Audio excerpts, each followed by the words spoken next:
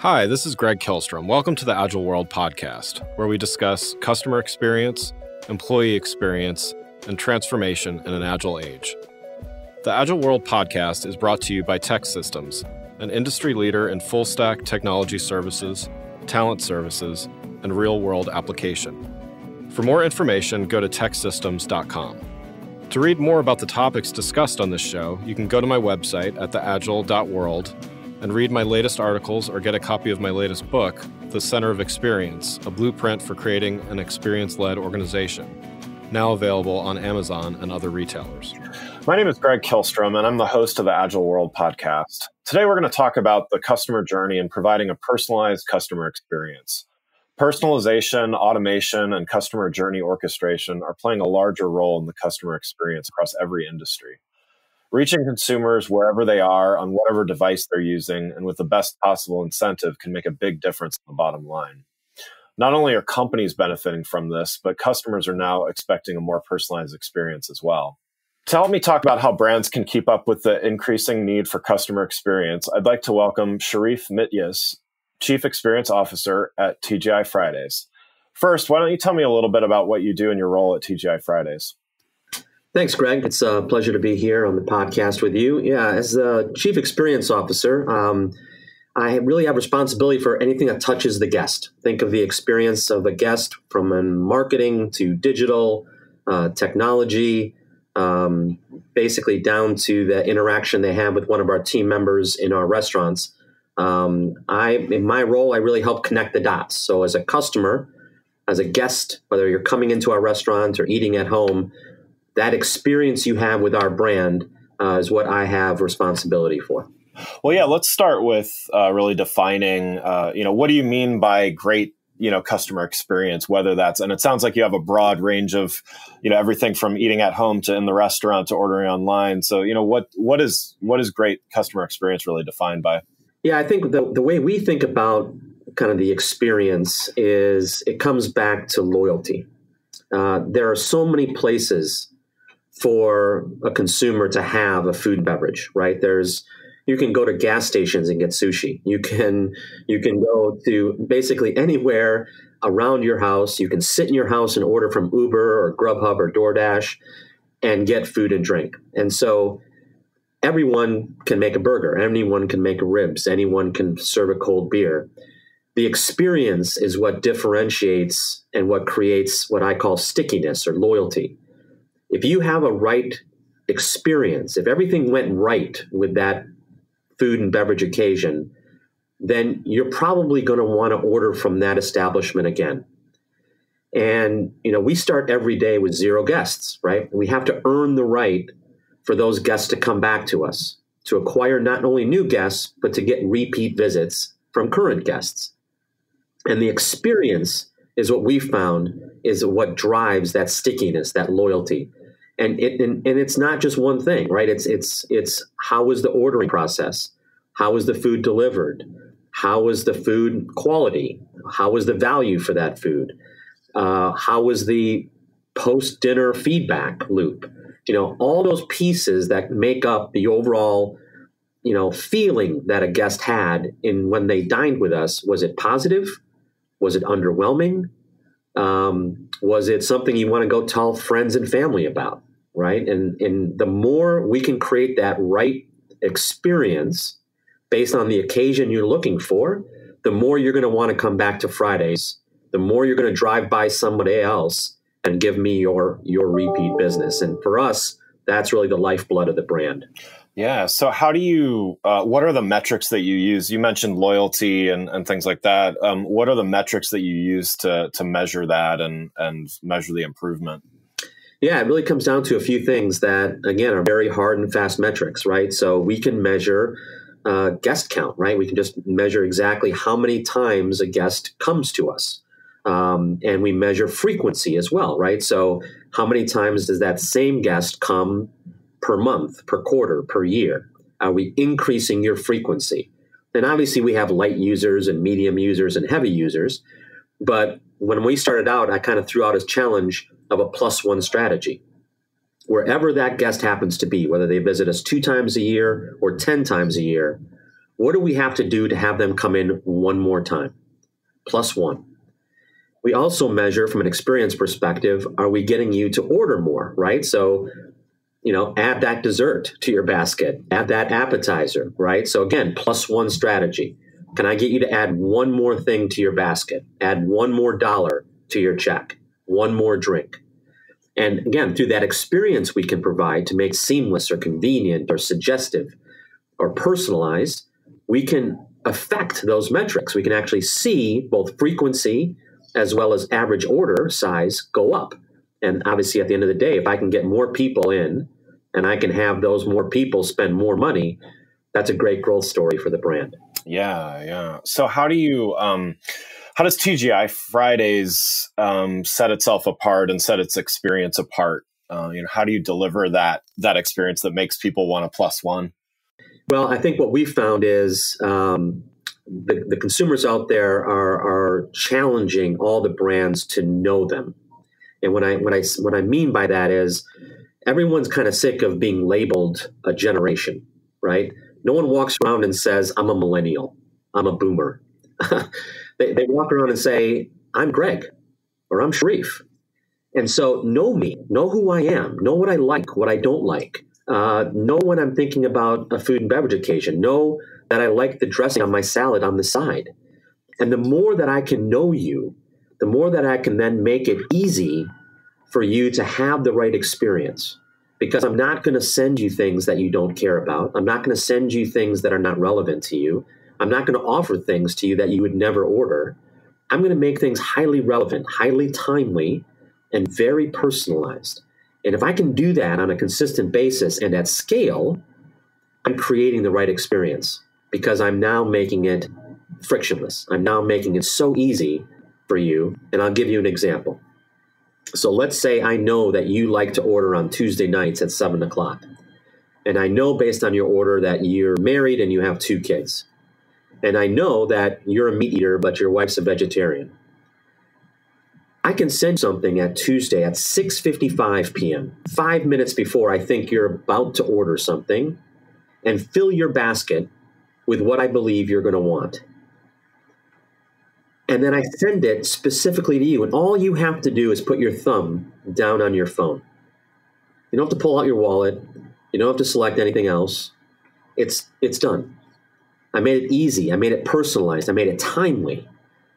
When we do that, people order. And people love that experience because we made it easy and we made it highly relevant and personalized. That's the experience you have to get. Yeah, and that's actually very eerie because I am a meat eater and my wife is vegetarian, so it's almost like TGI Fridays knows me better than I thought. So you go, Greg. See, so you've definitely touched on this, but in addition, definitely mentioned personalization and things like that. What other roles does technology play in making that better customer experience? Yeah, I mean, we've been early adopters of AI. We're really big proponents of the technology, and really because it not only helps us understand our guests, but helps us personalize, again, utilizing the data that we have to personalize that experience and to do it at scale, right? If I had 1,000 kids behind laptops, I could do that experience for lots of people, but we don't. We don't have thousands of people behind laptops, and so we utilize technology to automate that engagement and to personalize it. So we've been able to collect all this data about all these customers, and then use it for their benefit, right? And I think that's the key: is use the data for good versus evil, right? We're trying to create good experiences for our guests. And utilize their personal information in the right way for them. And that's where technology really comes to play, because it allows us to do it not just for 10 people or 100 people, but for 10 million people. And you couldn't do that without AI, without the machine learning and the technologies we've employed. We're even trying to extend that now to thinking about how do I create that personalized experience if you walked into our restaurant? Right. So imagine the hostess, based on the phone in your pocket, as you walk in the door, greets you by name and knows that your favorite drink is an old fashioned. and offers that to you as she's seating you at the bar. Now, that's going to make you feel almost like a VIP, right? I mean, they know me here. They're like, wow, right? That wow factor. That's the only place I'm going to get this is when I walk into a Fridays. Is the uniqueness and the differentiation that technology can allow you to have. Yeah. Well, and I also read in an article recently that you and your team at TGI Fridays have regular like interactions with technology startups and have even had some initial success with some of those ideas that you've talked about with them. Could you talk a little bit more about that? I mean, I think that's a great approach in general, but can you talk a little bit about how that's benefited TGI Fridays? Yeah, absolutely. So when I started here, one of the things I really want to do is bring in some new and outside perspectives. And, to me, having been in the consulting realm before and working with a lot of startups and private equity folks, there's a lot of just really smart people out there coming up with new ideas and trying to infuse that into an organization that was, 50 plus years old. Is tough. And so what I started was basically think of it as a Shark Tank. So every quarter, we bring in 4 to 5 startups. Some of them don't even have Series A funding yet. They're just seed money. And we bring them in and they pitch to us kind of their idea and how it might be applicable to TGI Fridays. And, we give them all each 20 minutes and they do their run through. And it's great because we get to hear all these great new ideas. They get exposure to, our people and the brand. And every now and then we will pick one of those startups to do something with. And, one of the things that, we picked about a year or so ago was a AI-driven virtual mixologist, right? So creating one-of-a-kind drinks at our bars based on an individual guest's preferences, likes, dislikes, to create literally a one-of-a-kind drink that's never been done before, just for them, just that night at Fridays. And so it's that kind of just out-of-the-box, really cool idea that we were able to bring to bear through this process. And we continue that effort today, in terms of really just trying to bring in new ideas. We've got a lot of other things that we're piloting right now through the Shark Tank process. And I think it just keeps us fresh, keeps my team really, engaged in what's next, and really helps us push the thinking internally. Yeah, no, that's I think that's such a great idea. Let's talk a little bit about the customer journey, and of course, in your case, you've got multiple journeys for multiple different types of customers and things like that. But what processes do you use to understand and map them and keep them up to date and things like that? Yeah, so as you can imagine, one of the things that we did right up front was we had to go talk to a lot of guests.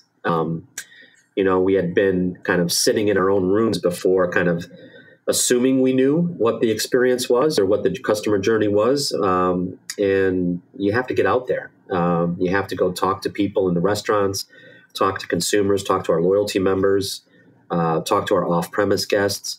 And we kind of went through that customer journey mapping with actual consumers in the room and talked about what are they thinking about at different points in their journey? Where are they in different points of their journey when they're thinking about a food and beverage occasion, when they're deciding what to order, when they're deciding where to order from, how that, the payment process goes, how the consumption process goes. And so we spent a lot of time actually in what I'll call mini focus groups with real world consumers going through, what are they thinking about and how do we create or how do we map all the different basically paths that a consumer goes through as they're, thinking about drinks, thinking about food and having an occasion that can vary as well, right? So you may have, Tuesday nights is soccer night and you've got to pick up something quick on the way home, but Friday night is, going out for drinks with the guys. And so those different occasions obviously have different customer journeys and what you think about when you're thinking about where to go. And so we had to do all those maps that then can also apply to multiple guests in the same journey. So how do you keep track of all of those journeys? And I would imagine you're adding more, as either new opportunities or new ideas come about. How is that kind of technically tracked and stuff like that? Yeah. So what we do is we, as you can imagine, we went through, we kind of, I don't want to say boiled the ocean, but we tried to get as many journeys as we could, right? And so I tried to understand all the pieces, all the paths. And then we kind of stepped back and said, okay, so what are the ones that are going to move the needle, right? So what are the ones that are driving or should drive an abundance of the traffic and the dollars and the revenue and the people that we're trying to actually, drive the business? And so there's a prioritization that goes into effect. And you start saying, okay, well, these are the 5 journeys that matter, right? And so of these 5, I'm going to put a lot of energy, a lot of attention, and a lot of upkeep. And then we kind of monitor and manage those journeys in terms of when we think about our marketing programs, when we think about our new technology, engagement capabilities, how are they affecting the different steps in these kind of 5 key customer journeys? So we manage the 5 very tightly, knowing that there are numerous others, but the 5 that we kind of consider the moments that matter. Yeah, that makes sense. Do you have any examples of, I've always found the process of actually, mapping the journey uncovers things, maybe it uncovers assumptions that were either wrong or misguided or opportunities or something like that. Could you give an example maybe of where actually just going through and putting yourself in the customer's shoes in that journey process uncovered something, an opportunity or something like that? Yeah, I think one of the things that was surprising to us on one of the journeys was actually on the off-premise side. And so what I mean by that is, so when guests are thinking about food outside the restaurant, and the decision process and the consideration part that goes into whether I'm going to go pick up food or whether I'm going to have it delivered, and then where I'm going to get the food. And so interestingly, we thought originally that someone has an idea of the food they want, and then they make the decision on whether they're going to want to pick it up or have it delivered. It's actually the other way around. And so people think first, if I'm going to go pick up the food, then I have a specific restaurant or 2 in mind. If I'm thinking about having the food delivered, I'm going to go on a delivery site and then scan to see what's going to be the best option for me. Gotcha. Interesting. So it is. And so there's a switch that happens once someone decides whether they're going to have pickup or delivery. And then the loyalty of the brand becomes less meaningful when you go delivery versus pickup. And so how do you, now thinking of that as a brand, how do you affect that early on, right? That says, okay, I want to be your first choice if you're picking it up because brand is important. But how do I also become part of your consideration set if you go the delivery route more upfront? Because I don't want to be just part of the thumb scroll that you do on a delivery site, and just be part of a massive competitive set if you're going delivery. So I have to do something different when you're going down that customer journey path than if you're going to go pick it up. And that's really starts, kind of the work that's involved then in what you do with these customer journeys to then actually affect a customer decision at the right time to create, again, engagement and obviously traffic to the brand. So let's talk a little bit about how organizations enable great customer experiences from within. So what do you see there as the relationship between the employee experience? We've been talking about the customer experience now, but what do you see as the relationship between the employee experience and customer experience? Yeah, I mean, especially for hospitality, restaurant, retail brands, that final mile of the experience for a guest or a consumer is the team member, is the employee. And there's all the things I talked about you can do from a technology perspective and all the things you can do to make it so great and so easy. But if that last final interaction between a consumer and an employee is bad, the whole experience is out the window. And so you have to, an organization that's truly guest or customer focused has to spend as much time on their internal team as you do on marketing and externally. The guest experience will never be better than the employee experience. If your employees are having fun, if they're enjoying what they're doing, that's going to translate to a great guest experience. And so again, but you can use technology. You can use things not to replace your people, but to make them better, right? By providing them the right tools, the right information on their phones, just-in-time training, videos, tips and tricks, in our case, to allow them to create a better guest experience, which, of course, allows them to get more tips, right? Making them better is not just, altruistic. Making them better and they understand that they're better and providing a great guest experience provides for a better financial outcome. Right? They will have better guests that want to tip more and, oh, by the way, want to come back and have those servers as their server. Ask for them by name, right? Some of our best bartenders and servers, our guests ask for them by name. That's the experience we're looking for, right? That's the stickiness I was talking about. If you want John as your bartender, well, you can't go anywhere else. You got to come to Fridays. John works at Fridays, right? Creating that experience by an individual is very powerful and creates that loyalty that we're looking for. Yeah. Sometimes the structures and silos within an organization kind of get in the way of, that not only customer experience, but also employee and customer experience kind of working together. How, have you seen changes within, whether it's your organization or others, how does an organization kind of get out of the way of itself, let's say? Yeah, I think, it's a testament to the board and the leadership team here at Fridays that, early on we kind of said, listen, we've got to think of ourselves differently. And organizationally, to your point, we have to solve for this.